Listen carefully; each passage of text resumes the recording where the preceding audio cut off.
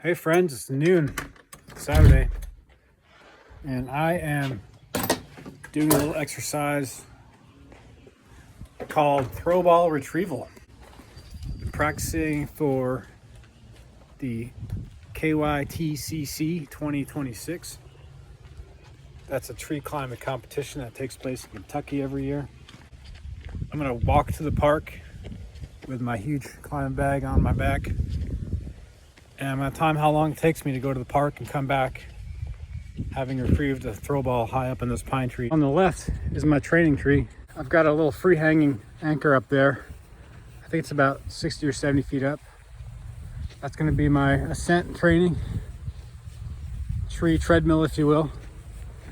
And so I hit that anchor on my second throw this morning. I was feeling good, I had time, so I decided to go for a bonus round on tree number 2, and it got stuck. I prefer heavier throw balls because they come back to the ground easier. I'm using a 16-ounce throw ball to retrieve a 14-ounce throw ball that's stuck. If you know how to get lighter throw balls back to the ground, please leave a comment. It's called the Pyle hitch.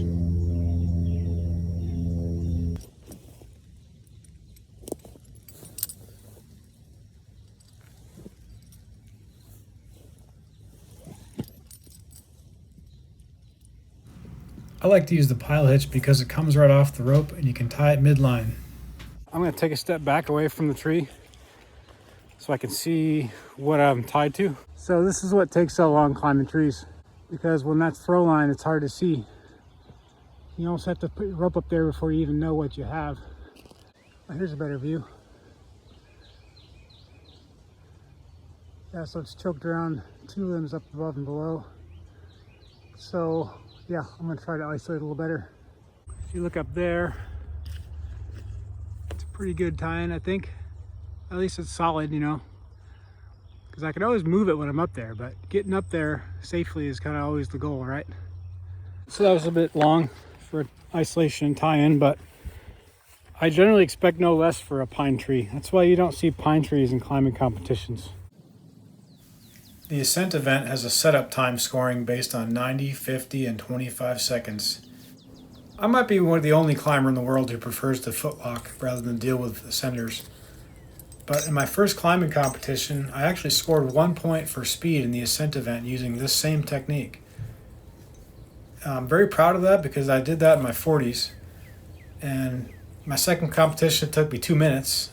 So my third competition, I want to get back to that point where I was doing really well. So I got to train.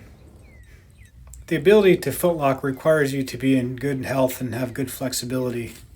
And I find that spending 4 minutes to manage ascenders and rope walking gear, donning, doffing, packing, unpacking, tangling, untangling, doesn't make up for the 30 seconds that it saves on an ascent. And I'm finding that the tortoise is often the winner in the race. However, I've also spent many hours shopping for the right work boot.